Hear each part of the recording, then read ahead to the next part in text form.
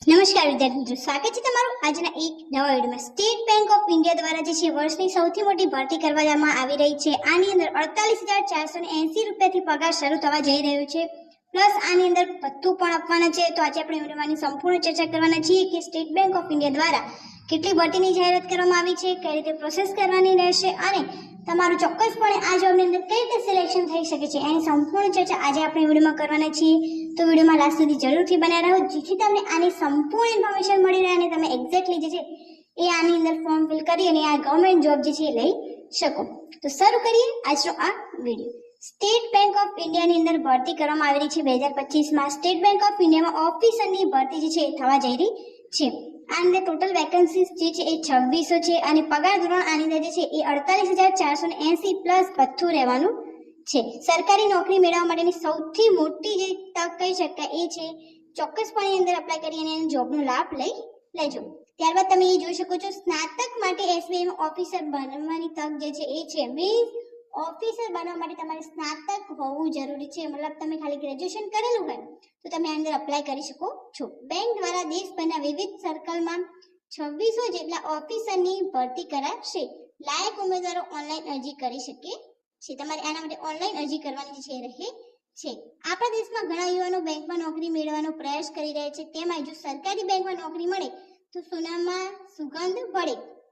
એજ્યુસ્કોપના વાચકો માટે એક ખૂબ જ સુંદર તકની વાત કરવા જઈ રહ્યા છે કે સ્ટેટ બેંક ઓફ ઇન્ડિયાની અંદર જે છે દેશભરમાં સર્કલ બેઉઝ ઓફિસર યાની કે સીબીઓ ના 2600 જેટલા ખાલી પદો ભરવા માટે જે છે એ કરાઈ રહી છે। આ ભરતી માટે ઓનલાઈન અરજી પ્રક્રિયા શરૂ પણ થઈ ગઈ છે, જેની નિર્ધારિત અંતિમ તારીખ જે છે એ 29 મે 2025 છે। ત્યાં સુધીમાં તમારે આ ફોર્મ ફિલ કરી દેવામાં આવ્યું છે। જે ઉમેદવારો આ ભરતી માટે પાત્રતા ધરાવતા હોય તેઓ વિના વિલંબ એસબીઆઈની સત્તાવાર વેબસાઇટ જે છે sbi.co.in પર જઈને સીધા ibps.online.ibps પર જઈને તમારે ફોર્મ ફિલ કરી દેવાનું રહે છે। ત્યારબાદ તમે એ જોઈ શકો છો અમને બીજી ઇન્ફોર્મેશન આપેલી છે સીબીઓના પદ માટેની યોગ્યતા શું રહે છે। તો આ ભરતીમાં ભાગ લેવા માટે ઉમેદવારો કોઈ પણ માન્યપાત્ર યુનિવર્સિટી કે સંસ્થામાંથી કોઈ પણ પ્રમાણમાંથી સ્નાતક કે સમકક્ષ ડિગ્રી મેળવેલી હોવી જોઈએ। મેડિકલ એન્જિનિયરિંગ સીએ કર્યું હોય તેવા ઉમેદવારો અરજી કરી શકે છે।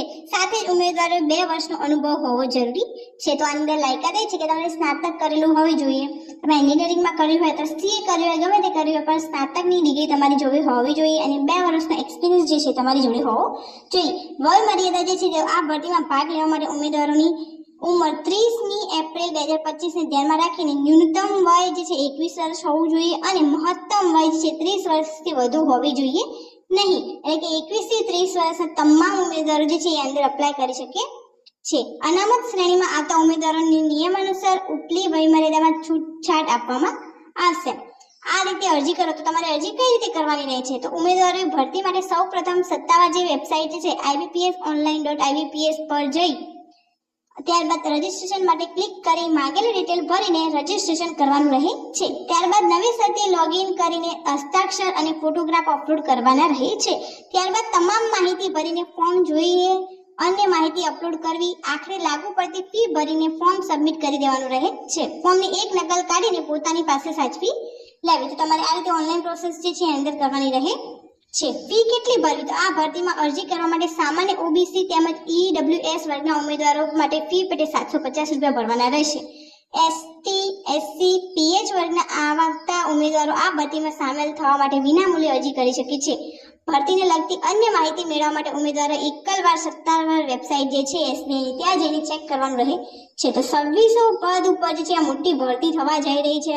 તો જો તમે આની અંદર ઓફિસર બનવા માંગતા હોય તો ચોક્કસપણે આની અંદર એપ્લાય કરી આ જોબનો લાભ લઈ શકો છો। Thank you so much for watching.